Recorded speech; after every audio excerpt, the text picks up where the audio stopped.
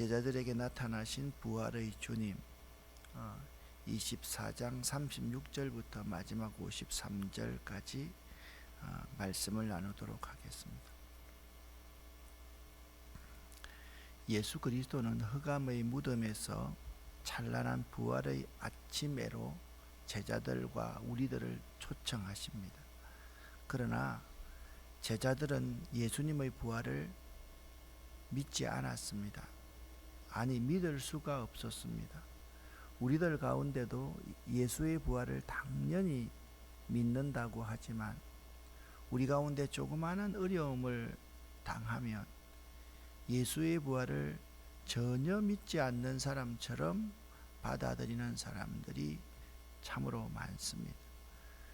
예수님께서는 살아계실 때 누가복음 24장 7절부터 10절까지 말씀을 보면 인자가 죄인들의 손에 넘겨주셔서 십자가에 못 박히고 사흘 만에 살아날 것이다, 그렇게 수없이 말씀하셨습니다. 그런데 제자들은, 예수를 따르는 많은 70인의 제자들, 12제자들, 그리고 수많은 무리들이 이 사실을 까마득하게 잊고 살았습니다. 왜냐하면 그들의 바램은 로마의 이 학정에서 우리들을 해방시킬 메시아를 기다렸기 때문이었습니다.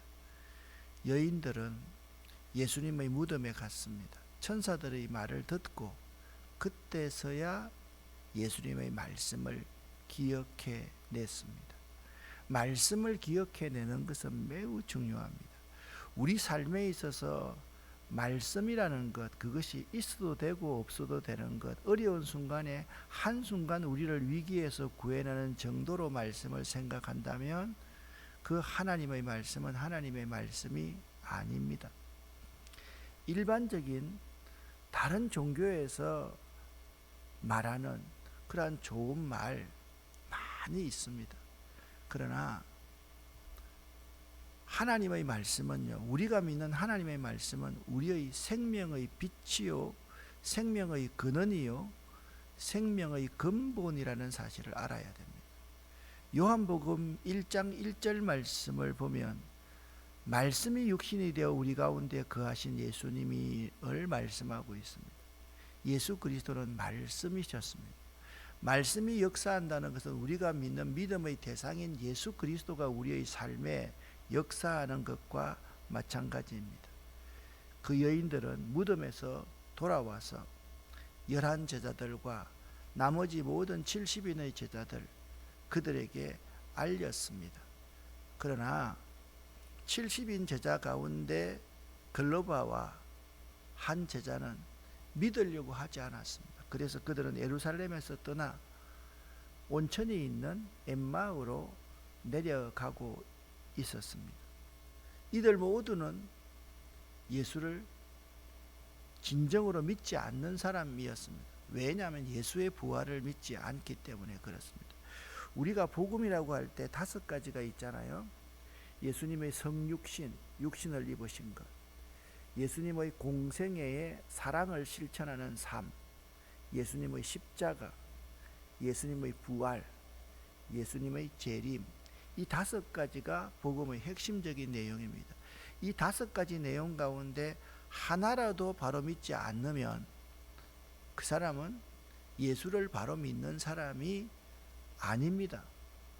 여러분 가운데 교회에 직분이 있고 내가 교회 오래 다녔는데 이 5가지 중에서 하나라도 내가 대수롭지 않게 생각하면 그 사람은 예수 믿는 사람이다, 그냥 교회 다니는 사람이지 그렇게 말할 수가 없습니다. 우리의 삶이 있잖아요. 하늘 영광을 버리고 이 땅에 오신 예수 그리스도의 성육신의 삶을 살아내지 않으면 그 사람은 그리스도인이라고 말할 수 없습니다.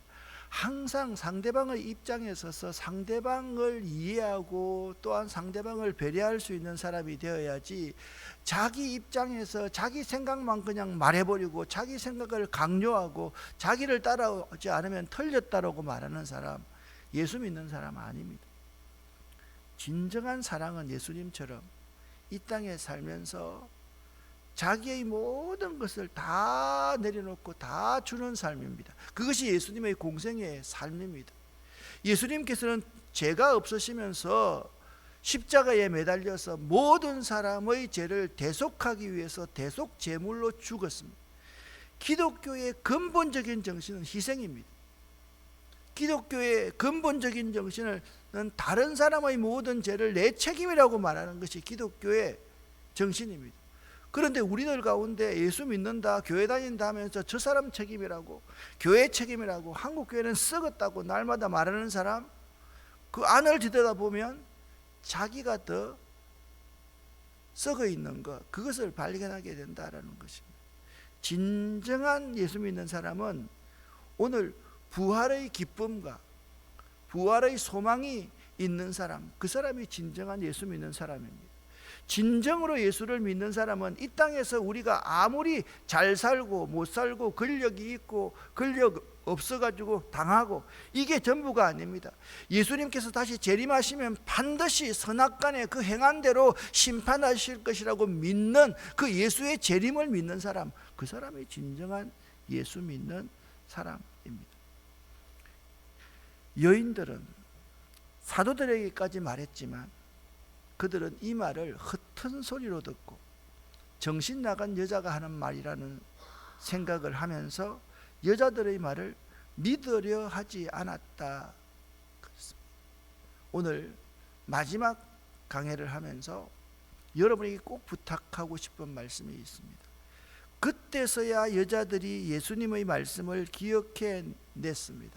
특별히 여러분과 제가 말씀을 기억해 낼 때 부활의 예수를 증거할 수 있습니다. 할렐루야. 말씀을 모르고 말씀이 기억나지 않으면 날마다 내 위주로 살아갈 수밖에 없습니다. 엠마오로 내려가는 두 제자의 예수님과의 만남입니다. 그들은 눈이 가려워져 있었다. 눈이 가려워져 있으면 자신과 함께 하시는 하나님, 나와 함께 하시는 성령 하나님, 나와 함께 하시는 주님, 나와 함께 하는 말씀을 이해할 수가 없습니다. 그들은 예수님을 알아보지 못했습니다. 그렇습니다. 그들이 예수님을 진정으로 만났을 때 서로가 서로의 얼굴을 쳐다보면서 이렇게 말했습니다. 예수님께서 빵을 떼어 주실 때 예수님을 알게 되었다. 그리고 그분이 말씀을 풀어주실 때에 우리의 마음이 뜨겁지 아니하더냐, 그렇게 고백하게 되었습니다. 부활한 예수를 만났던 엠마오로 가던 두 제자는 다시 예루살렘으로 돌아갔습니다. 예수 부활 소식을 자기가 먼저 전하지 않았습니다.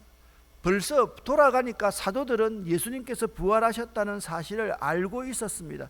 그 사도들로부터 예수 부활 사실을 듣게 되었고, 그리고 자신들도 자신이 경험한 예수 그리스도의 부활에 대해서 증거했습니다.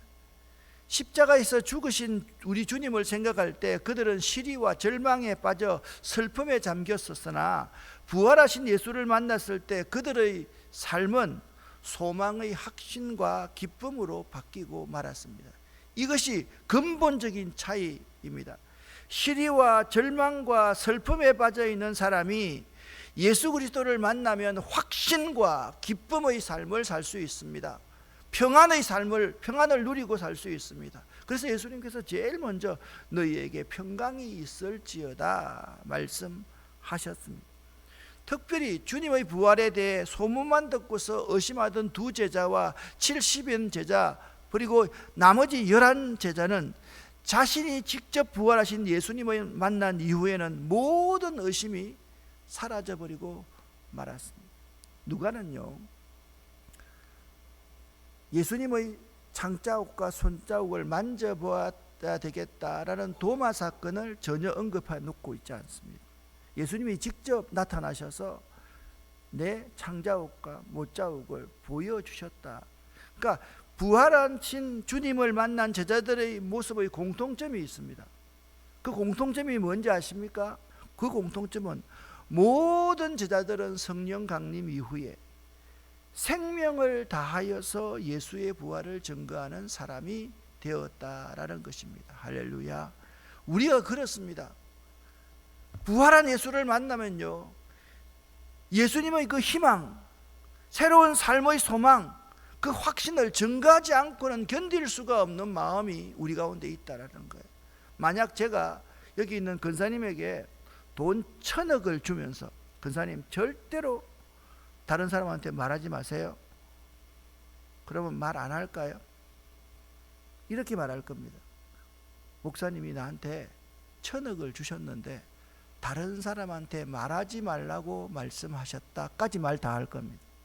그게 있잖아요, 일주일에 안 돼서 온 나라에 매경신문까지 다 날 겁니다. 전규택 목사라는 사람이 어느 근사님한테 조건 없이 1,000억을 주셨대. 자기 모든 걸 다 주었대. 여러분, 예수의 부활이 1,000억 정도밖에 안 되겠습니까? 예수의 부활을 경험한 사람은 그들의 생명을 그 예수 부활 증거하는데 걸었다, 올인했다. 예수님께서는 부활하신 분이십니다. 드디어 제자들에게 직접 나타났습니다. 제자들이요, 예수 부활에 대해서 서로 이야기하고 있을 때 예수님께서 제자들 가운데 나타나셨습니다. 그리고 말씀하셨습니다. 너희가 평안하냐? 너희에게 평강이 있을지어다. 제자들은 깜짝 놀랐습니다. 그리고 주님을 영으로 생각해서 두려워했습니다. 그러나 예수님께서는 이렇게 말씀하셨습니다. 왜 무서워하느냐? 왜 너의 마음에 의심이 생기느냐? 내 손과 발을 보아라. 자, 다른 부분에서는 의심 많은 도마를 통해서 손과 그리고 발을 보여주시고 옆구리를 보여주셨지만은 제자들에게 직접 나타나서 그러셨다라고 누가는 설명하고 있습니다. 그러나 나는 너희가 보는 것처럼 온전한 육체를 가지고 있지 않느냐, 이 말씀을 하시고 손과 발을 제자들에게 보여주셨습니다. 어찌하여 두려워하며 어찌하여 마음에 의심이 일어나느냐? 그것은 오늘 우리에게 말씀하시는 주님의 말씀입니다. 사랑하는 성도 여러분, 두려움, 여러분 삶 가운데 여러 요소들이 있지 않습니까? 의심할 일 많이 있지 않습니까? 기도하는데 왜 이렇게 더딥니까? 그럴 때 주님께서 오늘 이 새벽에 여러분에게 말씀하십니다. 어찌하여 두려워하며 어찌하여 마음에 의심이 일어나느냐라고 묻고 계십니다. 여러분 어떻게 대답하시겠습니까? 제자들은요, 너무 기뻐서 차마 믿지 못하고 있는데 예수님께서 제자들에게 또 확신을 주기 위해서, 자, 첫 번째, 예수님께서 자기의 옆구리와 손, 팔과 다리를 보여주셨습니다. 너무 기뻐서 그냥 입 쫙 버리고 있을 때 예수님께서 말씀하셨습니다. 먹을 게 좀 있느냐? 제자들이 구운 생선 한 도막을 예수님께 드렸습니다. 예수님께서 그것을 받아들고 제자들 앞에 잡수셨습니다. 여러분, 요한복음에는 이 장면을 어떻게 묘사하고 있습니까? 디베랴 바닷가, 갈릴리 바닷가에 다시 가서 물고기를 잡고 있는 제자들에게 오른편에 그물을 내려라, 던져라 말씀하셨습니다. 그리고 너희 잡은 것 가져 보아라 라고 말씀하시면서 예수님께서 이미 식사 준비를 하고 계셨습니다. 그래서 구운 생선을 직접 구우셨다, 그렇게 말씀하고 있습니다. 여기서는 그렇지 않았습니다. 제자들이 구운 생선 한 토막을 예수님께 드렸습니다. 예수님께서 그것을 받아들고 제자들 앞에 잡수셨습니다. 영이 어떻게 이렇게 합니까? 영은 이렇게 하지 않습니다. 온전한 육신으로 부활하셨음을 우리에게 보여주고 계신 것입니다. 예수님께서 부활하셔서 제자들에게 이렇게 나타나셨습니다. 예수님께서 그의 온몸을 보여주시고 식사를 하시면서 제자들에게 말씀하고 계십니다. 그리고 예수님께서 제자들에게 말씀하시기 시작합니다. 내가 전에 너희와 함께 있을 때에 너희에게 한 말이 바로 이것이다. 모세 율법과 모세 오경과 예언서와 시편에 나에 관해 쓰여진 모든 것들이 반드시 이루어져야 한다. 그러고 너에게 몇 번이나 반복해서 말하지 않았느냐. 그리고 예수님께서 제자들의 마음을 열어서 성경을 깨닫게 해 주셨습니다. 주님께서 마음을 열어주시지 않으면 성경을 깨달을 수가 없습니다. 여러분과 저에게도 마찬가지입니다. 우리 성령 하나님이 우리 마음문을 열어주지 않으면 이 황당무계한 성경이 어떻게 우리의 삶에 이해가 되겠습니까? 그렇지 않습니까? 어떻게 죽었던 사람이 살아납니까? 그것도요, 치명적인 상처를 입고 죽었는데요, 허리에 창자국이 있다, 그게 아니고 그냥 창을 푹 찔러서 죽였습니다. 그렇게 죽었습니다. 그 모든 것이 다 이루어졌습니다. 예수님께서 제자들의 마음을 열으셔서 말씀을 깨닫게 해 주셨습니다. 그리고 제자들에게 말씀합니다. 성경에 이렇게 기록되고 있다. 그리스도가 고난을 당하고 3일째 되는 날에 죽은 자 가운데서 일어날 것이다. 예루살렘으로부터 시작하여서 모든 민족에게 그리스도의 이름으로 재용서받는 회개가 전파되어야 할 것이다. 너희가 이 일의 증인이다. 보아라, 아버지께서 약속하신 것을 너희에게 보낸다. 그러므로 너희는 높은 곳에서 오는 능력을 입을 때까지 이 성에 머무르라. 그러니까 우리들이 부활의 증인이 되기 위해서는, 예수를 전하는 사람이 되기 위해서는 높은 곳에서 오는 능력을 덧입지 않으면 증인이 될 수 없다라고 말씀하고 있습니다. 부활의 확신을 제자들에게 심어주신 주님께 어떻게 심어주셨습니까? 그의 상처 자국을 보여주셨습니다. 그리고 더 의심하고 있는 사람에게 예수님께서 직접 식사를 하며 잡수시는 모습을 보여주셨습니다. 그런 주님께서는 곧 자신에 관한 구약의 모든 말씀을 설명하심으로 그들을 깨닫게 하셨습니다. 그리고 그리스도의 고난과 부활에 대해 다시 한번 강조하여 설명하시면서 너희가 바로 이 일의 증인이 되어야 된다. 하나님의 능력을 덧입고서 성령의 능력을 덧입어야지 증인이 될 수 있다. 그렇게 말씀하셨습니다. 45절 48절 말씀을 함께 읽어보겠습니다. 예수님께서 제자들의 마음을 열어 성경을 깨닫게 해 주셨습니다. 너희는 이 일의 증인이다. 아멘. 예수님께서 이 아침 아름다운 교회 이 새벽 제단에 앉아있는 여러분의 마음을 열어 성경을 깨닫게 해 주셨습니다. 여러분은 이 일의 증인입니다. 여러분, 엠마오로 내려가던 좌절과 절망 가운데 빠져있던 두 제자가 고백했던 말이 생각나지 않습니까? 주께서 우리에게 말씀을 풀어주실 때에 우리의 마음이 뜨겁지 아니하더냐. 그때 우리는 그렇게 기도했습니다. 제가 하나님의 말씀을 들을 때마다 제 마음이 뜨거워지는 역사가 제 삶 속에 일어나기를 원합니다. 우리들은 예수의 부활을 목숨 걸고 증거해야 되는 순교자, 증인이 되어야만 합니다.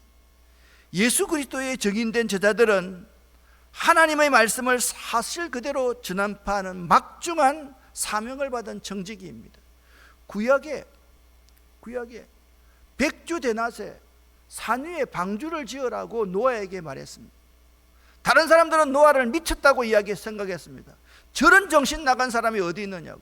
노아는 하나님 위로부터 오는 은혜를 덧입었기 때문에 말씀을 확신하면서 그 말씀대로 살 수 있었습니다.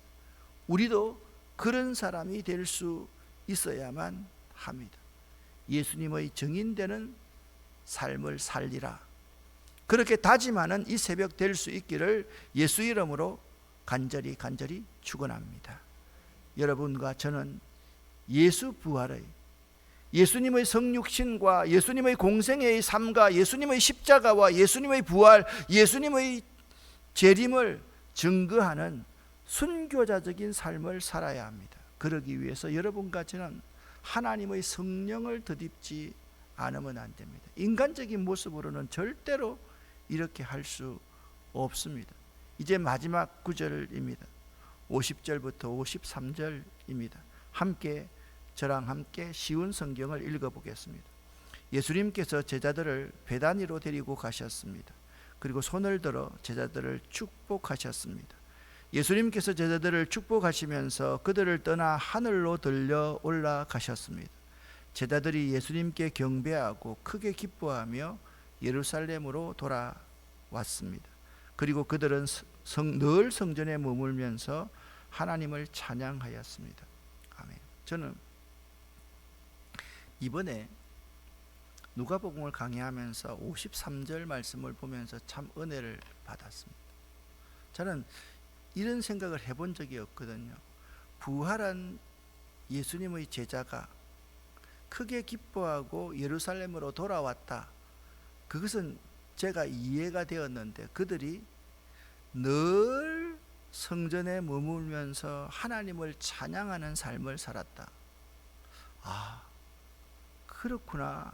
늘 성전에 머물면서 하나님을 찬양하는 삶을 살려고 하면 내 속에 부활하신 예수님을 만나는 그 기쁨이 있어야 되는구나. 할렐루야. 나는 여러분에게 그러한 기쁨이 있을 수 있기를 예수 이름으로 간절히 축원합니다. 부활하신 주님께서는 사랑하는 제자들을 데리고 베다니 근처까지 가셔서 그들에게 축복 기도를 해주시고 그들이 보는 앞에서 하늘로 올리워 가셨습니다. 많은 사람들이 지켜보는 가운데 승천하신 우리 주님께서는 세상 끝날에도 모든 사람들이 보는 가운데 재림하셔서 성도들의 눈물을 닦아주시고 여러분의 눈물을 닦아주시고 여러분 후손의 눈물을 닦아주시고 그들의 영원한 구세주가 되실 것입니다. 저는 이 사실을 믿습니다. 여러분도 꼭 믿으시기를 예수 이름으로 간절히 축원합니다. 지금 여러분 가운데 참 눈물 흘리는 일이 많이 있는 줄 알고 있습니다. 이 말씀을 듣는 수없는 사람들도 눈물 흘릴 일이 많이 있는 줄 믿습니다. 그러나 세상 끝날 우리 주님 오시는 그날에 많은 사람들이 예수님을 성천을 본 그대로 예수님께서 재림하신 것을 눈으로 볼 것입니다. 그리고 직접 여러분과 저를 찾아오셔서 여러분의 아픔과 그 눈물을 닦아 주실 것입니다. 그래서 예수님의 재림이 기다려집니다. 우리 주님의 성천을 지켜보았던 제자들이 다시 예루살렘에 돌아가 성전에서 하나님을 찬양하며 늘 기쁘게 자신의 위치에서 최선을 다해 살았듯이 우리들도 부활 신앙을 갖는 확고한 믿음으로 하늘나라의 기쁨을 누려야 하겠습니다. 하늘의 영광 나의 맘속에 차고도 넘쳐 할렐루야를 그렇습니다.